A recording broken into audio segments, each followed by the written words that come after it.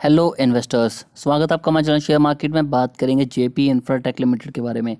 पीछे से कुछ ज़्यादा न्यूज़ निकल के आ रही हैं और शायद ये कंपनी के ऊपर काफ़ी ज़्यादा असर पड़ सकता है, डीलिस्ट भी हो सकती है। तो क्या है, वीडियो एंड तक बने रहिएगा। यहाँ पर बहुत सी चीज़ें हैं तो वीडियो को स्किप मत कीजिएगा, अच्छे से समझने की कोशिश कीजिएगा, ताकि अगर आप इसमें इन्वेस्टमेंट करने जा रहे हैं या फिर आपकी इन्वेस्टमेंट है तो अब आपको क्या करना चाहिए।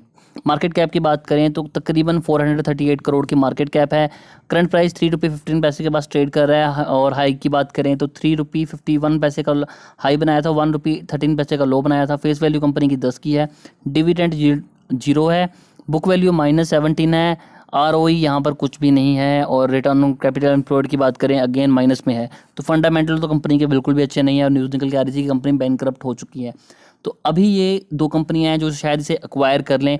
बिडिंग हो रही है, क्या प्रोसीजर है उसके ऊपर भी न्यूज़ पे भी जाएंगे, लेकिन उससे पहले थोड़े से फंडामेंटल क्लियर कर लेते हैं ताकि हमें पता लगे कि कंपनी एक्चुअली में कितनी ज़्यादा स्ट्रॉन्ग है और कंपनी अगर बाय करके कोई कंपनी से बाय करेगी तो बेनिफिट होगा उनका, या फिर ये शेयर में हमें तेज़ी देखने के लिए मिलेगी, क्या होगा। तो यहाँ पर अगर हम नेगेटिव्स पॉजिटिव्स की बात करें तो कंपनी के ऊपर अपना जो कर्जा है वो कंपनी ने कम करा है और debtor days have improved from, जो कंपनी के डेप्टर डेज हैं वो भी इम्प्रूव हुए हैं। तो ये तो हो गए पॉजिटिव। और नेगेटिव्स की बात करें तो यहाँ पर कंपनी में प्रमोटर के शेयर बहुत ज़्यादा प्लेज हैं। Company cost of borrowing seems high, low interest coverage ratio. तो ये यहाँ पर काफ़ी सारे नेगेटिव हैं कंपनी को लेके। कवरेज रेशो कम है, प्रमोटर की होल्डिंग कम है, प्लेज भी, शेयर भी काफ़ी ज़्यादा प्लेज हैं, लाइबिलिटीज़ बहुत ज़्यादा हैं कंपनी के ऊपर। तो ये तो होगी कंपनी के बारे में नेगेटिव्स। अब बात करते हैं कंपनी के आज। तो यहाँ पर आज हमें कंपनी में एकदम से अपर सर्किट देखने को मिला है।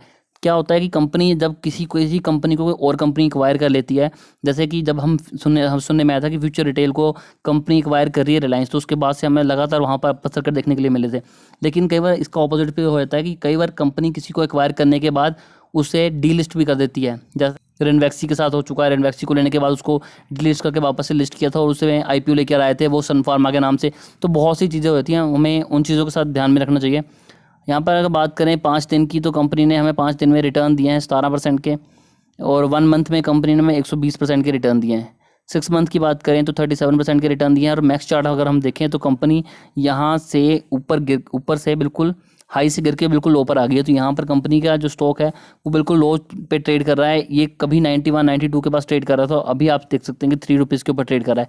तो यहाँ पर अब कंपनी के पास ऊपर जाने के लिए पोटेंशियल है। कंपनी बैंकरप्ट है और बाकी कंपनी से खरीदने की सोच रही है, तो उसके ऊपर चर्चा करते हैं।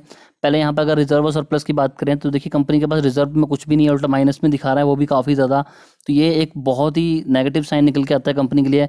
लॉन्ग टर्म बोरोइंग तो कंपनी के ऊपर 6221 करोड़ की शॉर्ट लॉन्ग टर्म बोरोइंग है जो कंपनी ने 1 साल से ज़्यादा के टाइम में पे करनी है। नो डाउट वो कम हो रही है, बट अगेन यहाँ पर कंपनी के ऊपर एक अच्छी खासी बोरोइंग है। और अगर हम यहाँ पर बात करें शॉर्ट टर्म बोरोइंग की तो आप यहाँ पर देख सकते हैं शॉर्ट टर्म में कंपनी के लिए कोई भी बोरोइंग नहीं है, लेकिन कंपनी के पास लॉन्ग टर्म में बहुत ही ज़्यादा बड़ा अमाउंट है जो उसे पे करने में काफ़ी तरह दिक्कतें आ रही हैं।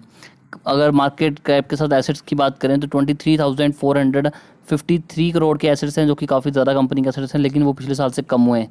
तो ये तो होगी कंपनी की ओवरऑल परफॉर्मेंस। और यहाँ पर अगर हम देखें कंपनी अपने 52 वीक हाई के ऊपर ट्रेड कर रही है। पिछले 1 साल में कंपनी यहाँ पर पहली बार पहुँची है। तो ये भी हो गया। कंपनी का रेवेन्यू कितना जनरेट होता है उसके ऊपर भी चर्चा कर रहे हैं।